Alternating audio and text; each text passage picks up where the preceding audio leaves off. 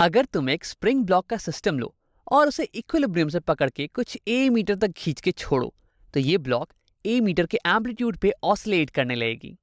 और अगर इसी स्प्रिंग ब्लॉक के सिस्टम को तुम इक्विलिब्रियम से कुछ 2 मीटर्स तक खींच के छोड़ो तो ये 2 मीटर्स के एम्पलीट्यूड पे ऑसिलेट करने लगेगी। अब क्या तुम ये बता सकते हो कि इन दोनों केसेस में से किस केस में ज्यादा समय लगने वाला है ब्लॉक को एक कंप्लीट चक्कर काटने में, यानी कि किस केस में ब्लॉक का टाइम पीरियड ज्यादा होने वाला है। इस वीडियो में हम एक स्प्रिंग ब्लॉक के सिस्टम जो कि सिंपल हार्मोनिक ऑसिलेशन कर रही हो उसकी टाइम पीरियड कैलकुलेट करना सीखने वाले हैं। तो मेरे पास यहाँ पे एक स्प्रिंग ब्लॉक की सिस्टम है जो कि एक फ्रिक्शनलेस टेबल पे रखी हुई है। अब मैंने इस ब्लॉक को पकड़ के कुछ ए मीटर दूर तक खींच रखा है इक्विलिब्रियम पोजीशन से कुछ ए मीटर दूर तक। अब जैसे ही मैं इस ब्लॉक को छोड़ूंगा तो ये ब्लॉक इस इक्विलिब्रियम के अबाउट ऑसिलेट करने लगेगी, ऐसे ऐसे। अब तुम्हें दिख रहा होगा कि मैंने यहाँ पे कुछ लेटर्स ये टेढ़े लिख रखे हैं, ये ए, ये एम, ये स्प्रिंग कांस्टेंट के। अब इसके बारे में तुम्हें तुरंत ही पता चलने वाला है। अब देखो, इस ऑसिलेशन का अगर मैं ग्राफ प्लॉट करूं, मैं पोजीशन वर्सेस टाइम का ग्राफ प्लॉट करूं तो वो कुछ ऐसा दिखने वाला है। देखो ये स्प्रिंग, ये ब्लॉक, ये स्टार्ट करिए कुछ ए पोजीशन से, एट टी इक्वल टू 0 ये ए पे थी, और उसके बाद ये 0 पे आ रही है, इक्विलिब्रियम पे आ रही है, और फिर ये ऐसे जा रही है। तो यानी कि ये कुछ कॉस का कर्व दिखने वाला है, ऐसे। अब देखो, अभी तक हम इस ब्लॉक को देख रहे थे साइड व्यू से। ये स्प्रिंग ब्लॉक ये टेबल पे रखी हुई थी और हम इसे साइड से देख रहे हैं। अब हम इसे देखने वाले हैं ऊपर से, टॉप व्यू से। तो ये कुछ ऐसा मान लो दिखने वाला है।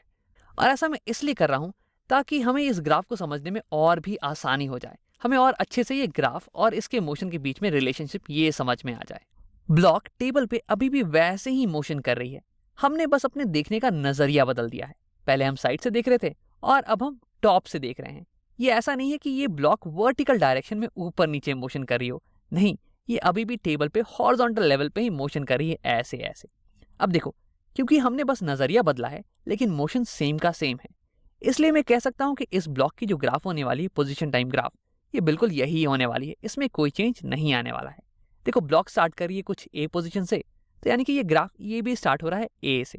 उसके बाद ब्लॉक आ रही है यहाँ पे इक्विलिब्रियम पे, ये एक्सेलरेट करते हुए इक्विलिब्रियम पे आ रही है, तो यहाँ देखो ये भी ऐसे करके इक्विलिब्रियम पे आ रही है। और जब ब्लॉक इक्विलिब्रियम पे पहुंचेगी तो इसके पास मैक्सिमम वेलोसिटी होने वाली है। यहाँ देखो ग्राफ में भी ये जो टैंजेंट होगा ना, यहाँ पे जो स्लोप होगा, ये बहुत मैक्सिमम होने वाला है यहाँ पे। और उसके बाद ये डिसलरेट करेगी और ये माइनस ए पे पहुंच जाएगी। और जब ये ब्लॉक यहाँ पे पहुंचेगी तो उसकी वेलोसिटी हो जाने वाली है 0, यानी कि ये ब्लॉक अब इसके नीचे और नहीं जाने वाली है, इससे और कॉम्प्रेस नहीं हो जाएगी स्प्रिंग, तो यानी कि यहाँ पे वेलोसिटी होगी 0। और देखो यहाँ ग्राफ में भी यहाँ पे स्लोप हो जाने वाला है 0, और उसके बाद ये ग्राफ ये ऐसे जाने वाला है और ये ब्लॉक ये ऊपर ऐसे आ जाने वाली है। अब इसकी पोजीशन वर्सेस टाइम, इसकी अगर मैं इक्वेशन लिखूं तो ये इक्वेशन ये कुछ आएगी ऐसे, position x as a function of time, ये हो जाने वाला है एज a, जहाँ पे a है एम्पलीट्यूड, इसे मैं पर्पल से लिख देता हूँ, a है एम्पलीट्यूड, a इंटू कॉस। अब ये क्योंकि कॉस का ग्राफ है ना, ये मैक्सिमम से स्टार्ट हो रहा है, कॉस इंटू ओमेगा टी। अब देखो, वैसे ओमेगा इसकी वैल्यू हमने पिछले वीडियो में ही कैलकुलेट की थी, ये कुछ आ रहा था root k by m, k by m. अब देखो ये बहुत ही इंपॉर्टेंट इक्वेशन है, इसकी मदद से सिर्फ और सिर्फ अगर तुम्हें ये इक्वेशन याद हो तो इसकी मदद से तुम बहुत कुछ पता लगा सकते हो इस ब्लॉक के बारे में। इस इक्वेशन की मदद से तुम इस ब्लॉक की वेलोसिटी पता लगा सकते हो किसी भी टाइम टी पे, तुम इस ब्लॉक की एक्सेलरेशन पता लगा सकते हो किसी भी टाइम टी पे, और तुम इस ब्लॉक की टाइम पीरियड और इसकी फ्रीक्वेंसी इसका भी पता लगा सकते हो।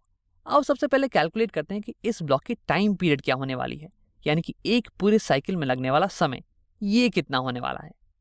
ये ब्लॉक अपना मोशन चालू कर रही है ए पोजीशन से, उसके बाद इसकी एक साइकिल कंप्लीट हो रही है जब ये वापस से यहाँ ए पोजीशन पे वापस आ जाए। तो अगर मैं इसी चीज को ग्राफ में देखूं तो ये ग्राफ स्टार्ट हो रहा है यहाँ पे ए से, और फिर ये जा रहा है माइनस ए, और फिर जब ये ए पे वापस आ जाए, यानी कि ये ड्यूरेशन, इन दोनों पीक्स के बीच का जो ड्यूरेशन है ये हो जाएगा एक टाइम पीरियड। यहाँ से यहाँ का अंतराल ये हो गया एक टाइम पीरियड। तो देखो, मुझे पता लगाना है कि ये ग्राफ ए से स्टार्ट होकर वापस ए कब हो रही है, यानी कि ये इक्वेशन ए के बराबर, एम्पलीट्यूड के बराबर कब आ रही है।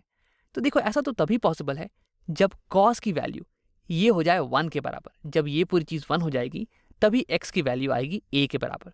तो cos 1 कब कब होता है, cos ऑफ थीटा ये 1 के बराबर कब कब होता है? तो ये तब 1 होता है जब थीटा की वैल्यू ये हो जाए 0 या फिर 2 पाई या फिर 4 पाई, ऐसे करते करते ये 2 पाई के मल्टीपल्स में ही बढ़ते जाए।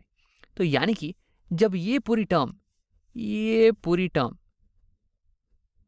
ये 0 हो जाए या फिर 2 पाई हो जाए या फिर 4 पाई, ऐसे ऐसे, तो उस टाइम पे एक्स टी की वैल्यू ये a के बराबर हो जाने वाली है।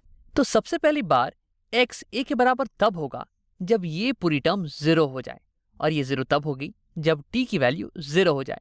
तो यानी कि t इज इक्वल टू 0 पे x is equal to a होना चाहिए। t इज इक्वल टू 0 पे x की पोजीशन ये a, ये तो हमें सही सही आया हुआ है ग्राफ से। अब आओ दूसरी बार देखते हैं कब x की वैल्यू a होती है। तो वो तब होगा जब ये पूरी वैल्यू ये 2 पाई के बराबर हो जाए, यानी कि ये पूरी चीज root k by m into t ये बराबर हो जाए 2 पाई के। अब इसे मैं t की वैल्यू निकाल लूंगा।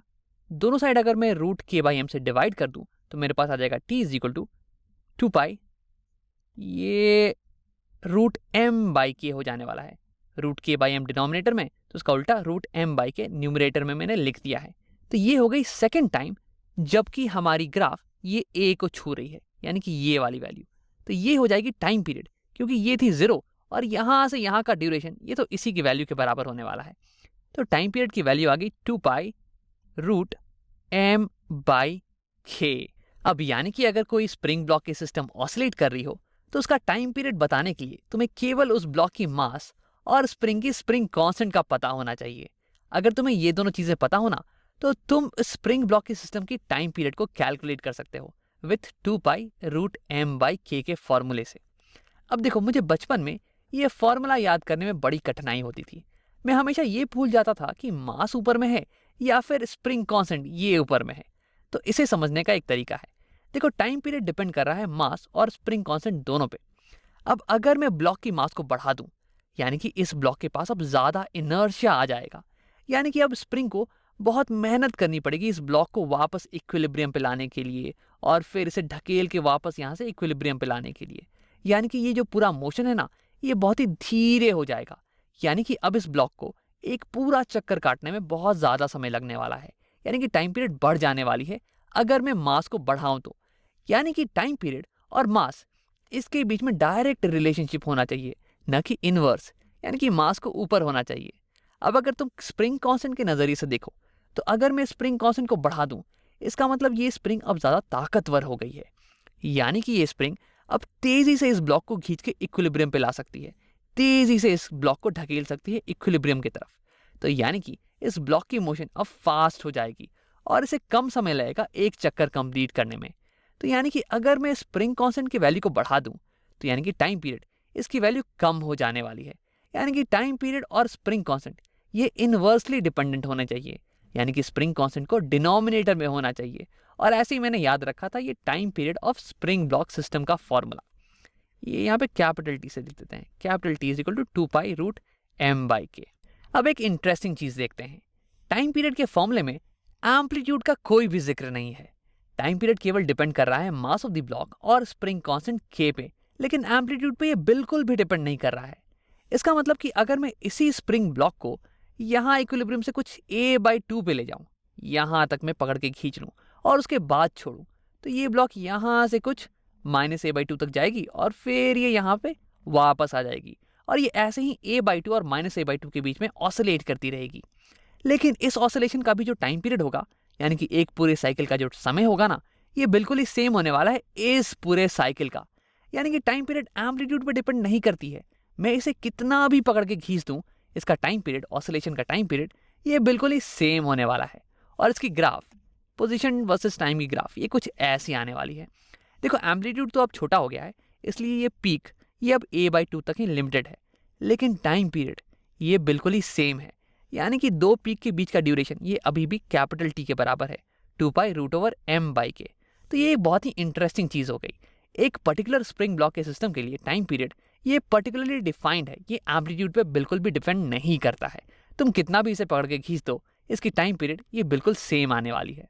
तो ये तो हो गया टाइम पीरियड का फॉर्मूला। अब लगे हाथ फ्रीक्वेंसी की भी बात कर लेते हैं। फ्रीक्वेंसी होती है reciprocal of time period, 1 by time period. Time period is एक पूरे साइकिल में लगने वाला समय यानी कि सेकेंड्स पर साइकिल, और फ्रीक्वेंसी इसकी वैल्यू हो जाएगी साइकिल्स पर सेकेंड, यानी कि एक सेकेंड में कितने चक्कर लगे एक सेकेंड में। तो इसलिए टाइम पीरियड की रेसिप्रोकल हो गई। तो इसलिए मैं इस फॉर्मूले का रेसिप्रोकल कर दूंगा, यानी कि फ्रीक्वेंसी की वैल्यू हो जाएगी 1/2 पाई रूट ओवर के बाई एम। टाइम पीरियड में था m/k और फ्रीक्वेंसी में हो जाएगा k/m। अब देखो, इन फॉर्मुलेस को याद करना ये तो थोड़ा सा डिफिकल्ट हो सकता है। जैसे जैसे तुम प्रैक्टिस करते जाओगे वैसे वैसे तुम्हें ये याद करने की ज़रूरत नहीं पड़ेगी। वैसे मैं तो बस यही कहूँगा कि अगर तुम्हें पोजीशन टाइम की इक्वेशन ये याद हो ना, तो फिर टाइम पीरियड और फ्रीक्वेंसी ये तो तुम आसानी से कैलकुलेट कर सकते हो। आओ एक बार रिकैप कर लेते हैं। हमने देखा कि अगर एक स्प्रिंग ब्लॉक का सिस्टम एक टेबल पे रखा हुआ है और ऑसिलेट कर रहा है, एक फ्रिक्शनलेस टेबल पे रखा हुआ है और ऑसिलेट कर रहा है, और एयर रेजिस्टेंस भी नहीं है, तो उस केस में उसकी इक्वेशन, पोजीशन वर्सेस टाइम की इक्वेशन कुछ ऐसी दी जाएगी, और इसकी मदद से हम कैलकुलेट कर सकते हैं उस स्प्रिंग ब्लॉक के सिस्टम की टाइम पीरियड, यानी कि एक पूरे साइकिल में लगने वाला समय। और इसके फॉर्मूला ये आया था 2 पाई रूट ओवर m/k, और हमने ये भी देखा कि इसे याद करने का क्या तरीका है। अब वैसे एक इंटरेस्टिंग चीज़ ये थी कि टाइम पीरियड ये बिल्कुल भी डिपेंड नहीं कर रहा था एम्पलीट्यूड पे, एम्पलीट्यूड ऑफ द मोशन पे। तुम कितना भी इसे पकड़ के खींच लो, टाइम पीरियड हमेशा सेम ही आएगा, क्योंकि टाइम पीरियड केवल डिपेंड कर रही थी मास ऑफ द ब्लॉक और स्प्रिंग कांस्टेंट k पे। अब इसकी मदद से हमने कैलकुलेट कर लिया फ्रीक्वेंसी, और फ्रीक्वेंसी हो जाती है 1 ओवर टाइम पीरियड।